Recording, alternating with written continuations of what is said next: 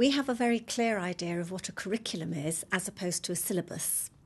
So the way that we operate is that a syllabus is the coverage of a particular subject at a particular stage. So, for instance, chemistry in year 10.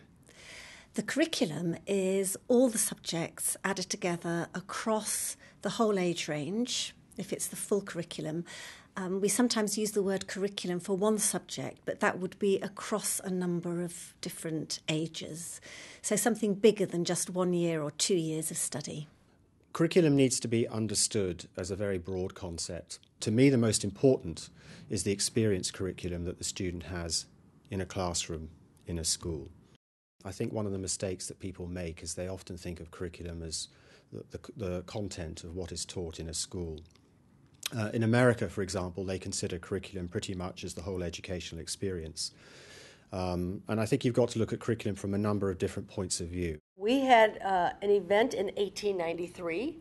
A committee of 10 esteemed people got together and set out a curriculum that has guided American high schools for more than a century since then. There are still people who are very wedded to the curriculum of 1893, which had the idea that you could take all the knowledge of the world and break it up into 12 pieces and administer it over the 12 years of elementary and secondary education.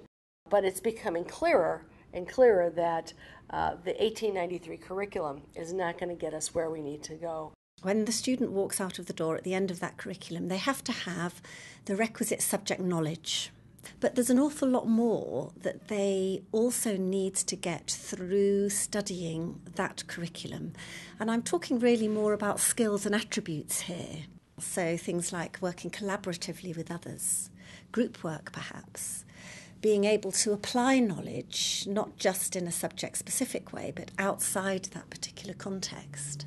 It's very important that the syllabus specifies the standards that are required, and that teachers and schools are very, very clear about what students are expected to demonstrate, what understanding objectives they're able to demonstrate. And I use the word understanding objectives because it's not simply a matter of regurgitating content.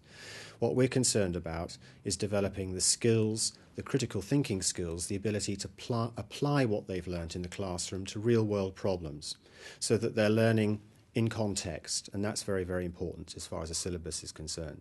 A key thing for an example is to have clarity in what the content itself is and how the students are going to be assessed. As an English teacher, the most important thing in an exam curriculum is variety, because it's enabling students to demonstrate what they can do analytically, then looking at literature, and then also through creative writing. So it's giving all students an equal chance. It's interesting to look at countries like Finland or Singapore, which have been at the top of the international rankings for many recent years, and how they're organizing education. Because they both have very much a global focus and a focus on 21st century skills. Both of them are countries where students routinely learn 2 or 3 languages, where learning to learn is a key focus of the curriculum. There are many things we can learn from other countries. I think the most important is what's becoming recognised as a fact now, that the most important thing in education is the quality of teaching. And countries that put a lot of resources and a lot of time into teacher professional development, and in which the teacher is encouraged to be a creative professional, produce the best educational results and the best educational experience for students. And that's something that we take very, very seriously.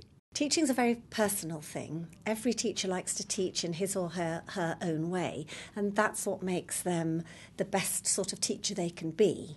So we need to support that. It's hugely important that whatever the curriculum is, it has inbuilt into it sufficient flexibility so the teacher can deliver the subject content in the way that suits them best and also suits the students best. It's good to have some clear guidance of what the end goals are going to be, and particularly how students are going to be assessed and what they're going to be assessed on in the exams.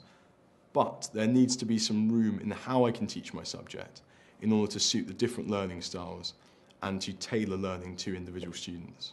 Another important consideration that really is not talked about much these days is that education really should be an enjoyable experience for students. Learning about the world in which we live, learning languages, learning to do new things. These are all exciting opportunities. And I think it's critical that we don't lose the enjoyment aspect, because also if students are enjoying their learning, they will learn better.